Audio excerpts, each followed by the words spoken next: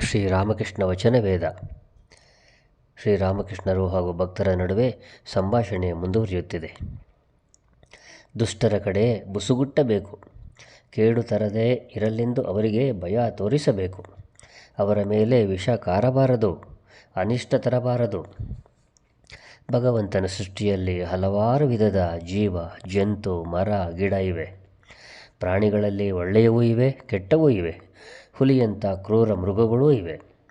ಮರಗಳಲ್ಲಿ ಕೆಲವು ಅಮೃತೋಪಮ ಹಣ್ಣು ಬಿಡುತ್ತವೆ, ಇನ್ನು ಕೆಲವು ಇವೆ, ಅವು ವಿಷಪೂರಿತ ಹಣ್ಣು ಬಿಡುತ್ತವೆ.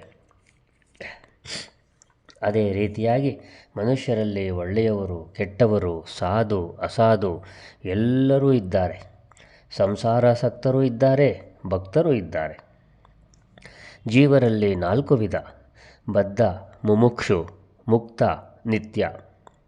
ನಿತ್ಯ ಜೀವರು ನಾರದಾದಿಗಳು.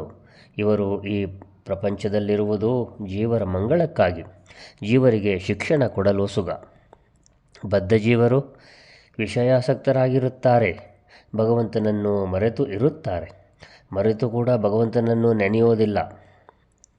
ಮುಮುಕ್ಷು ಜೀವರುಗಳು ಎಂದರೆ ಮುಕ್ತರಾಗಲು ಇಚ್ಛೆ ಪಡುವವರು.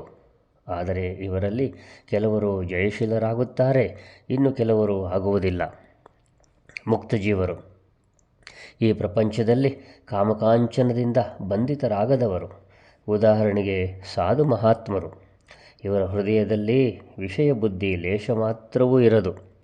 ಸರ್ವದಾ ಹರಿಪಾದ ಪದ್ಮ ಚಿಂತನೆ ಮಾಡುತ್ತಿರುತ್ತಾರೆ. ಮೀನು ಹಿಡಿಯಲು ಕೆರೆಗೆ ಬಲೆ ಹಾಕುತ್ತಾರೆ. ಕೆಲವು ಮೀನುಗಳು ಅಂಥ ಬುದ್ಧಿಶಾಲಿಗಳು, ಬಲೆಗೆ ಬೀಳುವುದೇ ಇಲ್ಲ. ಅವನ್ನು ನಿತ್ಯ ಜೀವರಿಗೆ ಹೋಲಿಸಬಹುದು. ಆದರೆ ಬಹುಭಾಗ ಮೀನು ಬಲೆಗೆ ಬೀಳುತ್ತವೆ. ಅವುಗಳಲ್ಲಿ ಕೆಲವು ತಪ್ಪಿಸಿಕೊಂಡು ಹೋಗಲು ಪ್ರಯತ್ನಿಸುತ್ತವೆ. ಅವನ್ನು ಮುಮುಕ್ಷು ಜೀವರಿಗೆ ಹೋಲಿಸಬಹುದು. ಆದರೆ ಎಲ್ಲವೂ ತಪ್ಪಿಸಿಕೊಂಡು ಹೋಗಲಾರವು.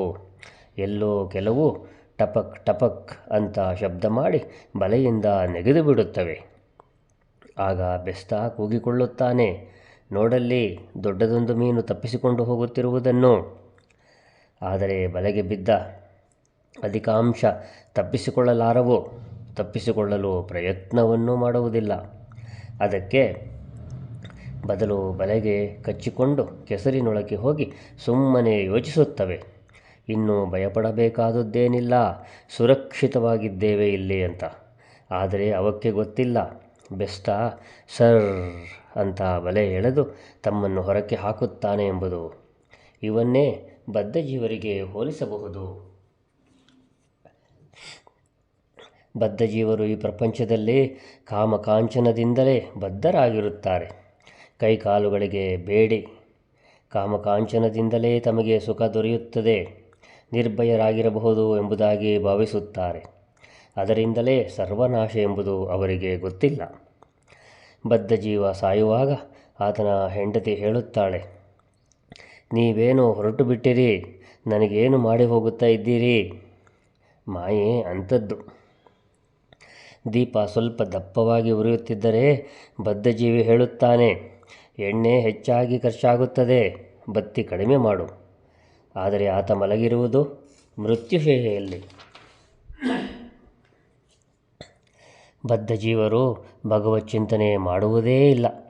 ಸಮಯ ದೊರೆತರೆ ಕಾಡು ಹರಟೆ, ಇಲ್ಲದಿದ್ದರೆ ಕೆಲಸಕ್ಕೆ ಬಾರದ ಕೆಲಸ ಇವುಗಳಲ್ಲಿ ತೊಡಗುತ್ತಾರೆ.